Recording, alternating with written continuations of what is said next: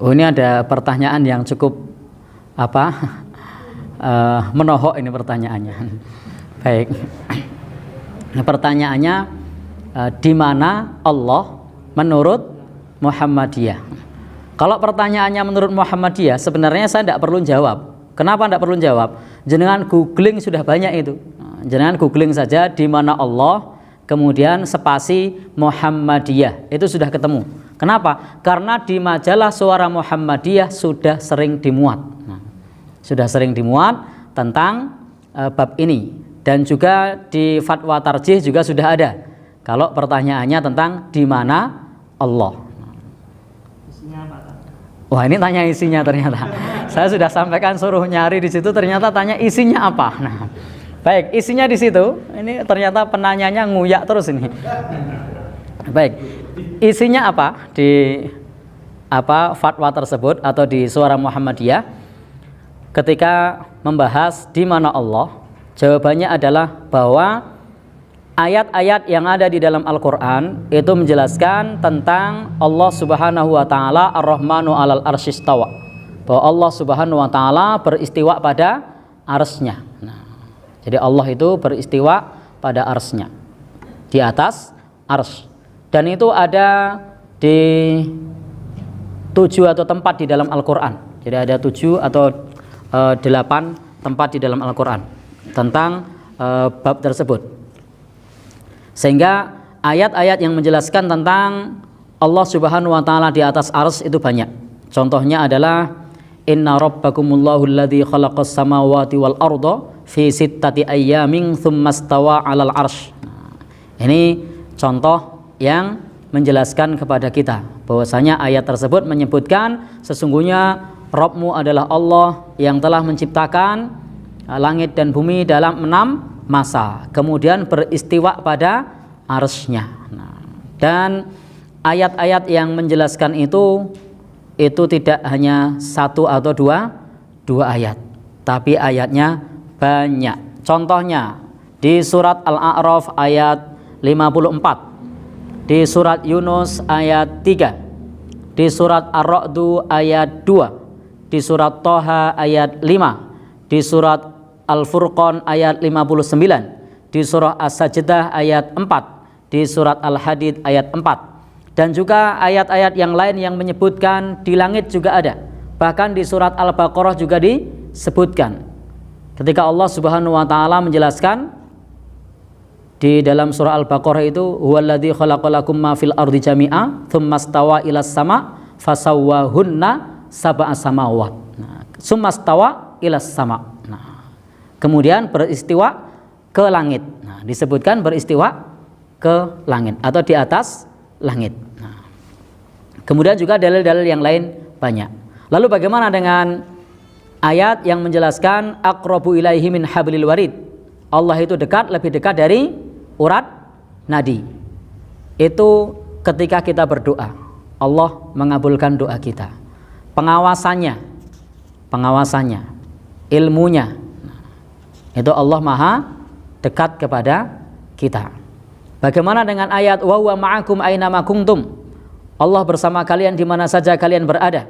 Itu ilmunya, di mana saja ketika kita berada. Pengawasannya, kita tidak lepas dari pengawasan Allah Subhanahu wa taala. Tetapi tentang zat Allah itu jelas bahwasanya ayat-ayat menjelaskan Ar-Rahmanu 'alal arsy istawa. Sebagaimana suatu saat Imam Malik pernah ditanya tentang istiwa. Maka kemudian Imam Malik berkata, al-istiwa ghairu majhul, ay maklumun. Wal kaifu, dan menanyakan bagaimana, itu ghairu makul. Jadi tidak perlu menanyakan bagaimana. Jadi kita cukup mengimani bahwasanya Allah Subhanahu wa taala itu beristiwa di atas arsy. Tidak perlu bertanya bagaimana, kata Imam Malik. Kemudian juga disebutkan oleh Imam Malik, dan dalam hal ini wal imanu bihi wajibun, dan mengimani hukumnya wajib.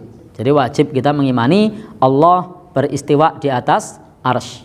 Wasu'alu anhu bid'atun, dan menanyakan tentangnya adalah bid'ah. Itu kata Imam Malik.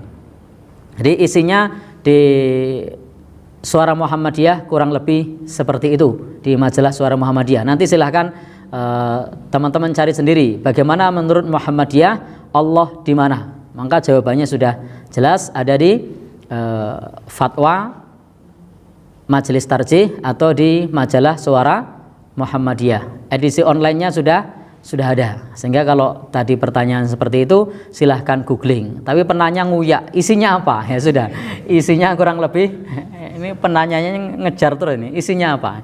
Ya kurang lebih seperti yang tadi saya sampaikan, bahwa setiap ketika Allah Subhanahu wa taala menjelaskan tentang Allah Subhanahu wa taala, maka hal tersebut kita menetapkan sesuai dengan yang Allah tetapkan, sesuai dengan maknanya yang hakiki, tanpa ditiadakan, tanpa ditolak, tanpa ditakwil. Tetapi sebagaimana pernyataan Imam Malik, wal imanu bihi wajib, mengimaninya adalah wajib. Jadi hendaknya kita imani dan tidak perlu bertanya bagaimana, dan menanyakan tentangnya kata Imam Malik itu adalah bid'ah, sehingga tidak perlu menanyakan bagaimana. Nah, cukup diimani, dan dalil-dalil hadis cukup banyak. Kalau ayat tadi sudah saya sebutkan ya, tolong nanti dibuka sendiri di rumah tentang ayat-ayat yang tadi sudah saya sampaikan, dikutip sendiri. Kalau kurang yakin, kurang mantap, silakan nanti ayat-ayat yang saya sebutkan tadi di beberapa tempat tadi bisa dibuka sendiri, yang sudah menjelaskan kepada kita dengan gamblang bahwasanya Allah Subhanahu wa taala beristiwa di atas arsy. Nah, masih kurang jelas? Nah, Kalau Allah di atas langit terus Allah membutuhkan teman atau gimana itu? baik, ini kok penanyanya ngejar lagi ya.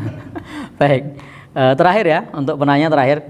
Jadi tadi ayatnya sudah jelas, Al-A'raf 54, Yunus ayat 3, Ar-Ra'd ayat 2, Toha ayat 5, Al-Furqan ayat 5, 9, As-Sajdah ayat 4, Al-Hadid ayat 4, dan lain-lain. Nah, lalu kalau Allah di atas arsy, gimana tadi? Berarti Allah membutuhkan tempat.